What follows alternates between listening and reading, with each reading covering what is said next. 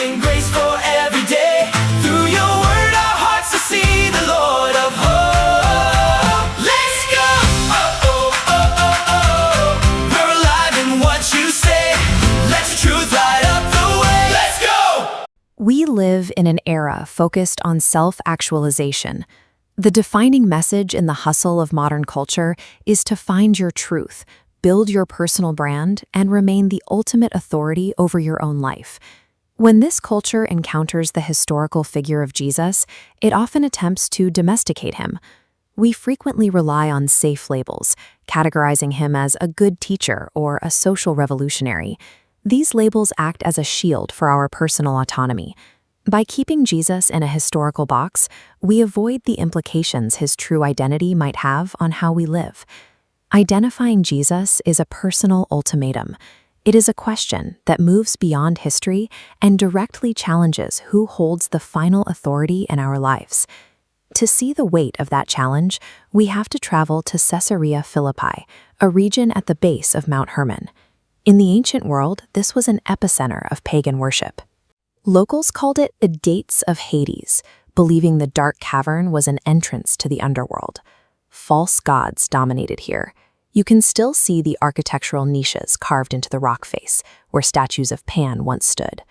Standing in the shadow of these pagan monuments, Jesus cuts through the spiritual noise.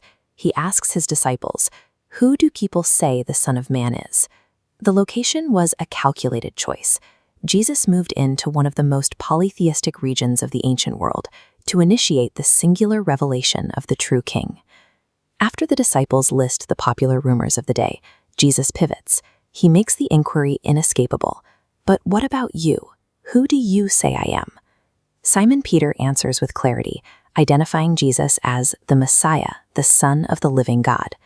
Jesus tells Peter that on this rock, he will build his church. In the Greek, this is a play on words.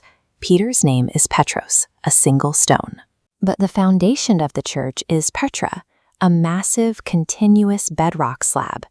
This bedrock refers to the truth of the confession itself.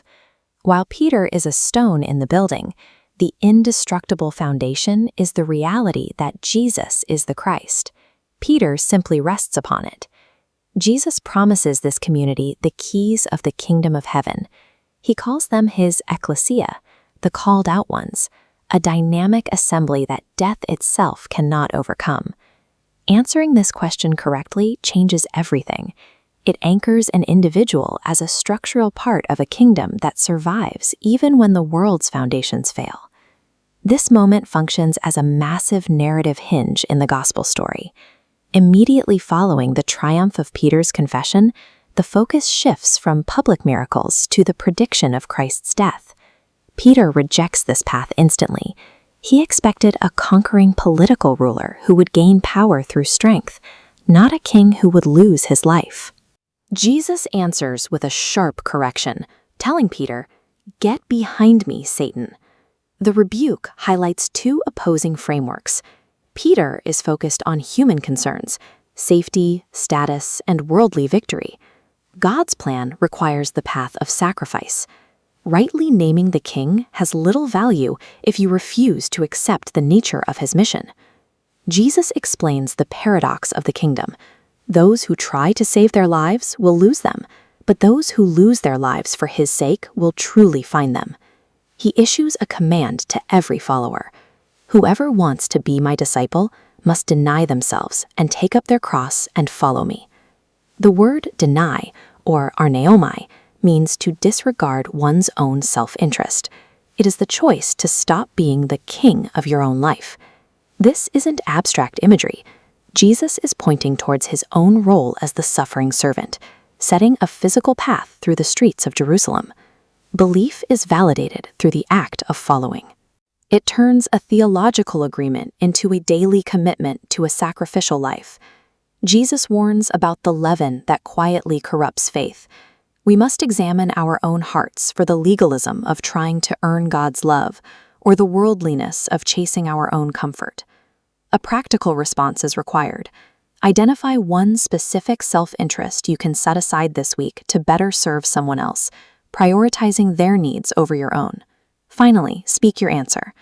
Go for a walk today and say out loud who you believe Jesus is. Confess him as your King and Lord. The trajectory of a life follows the answer to this question.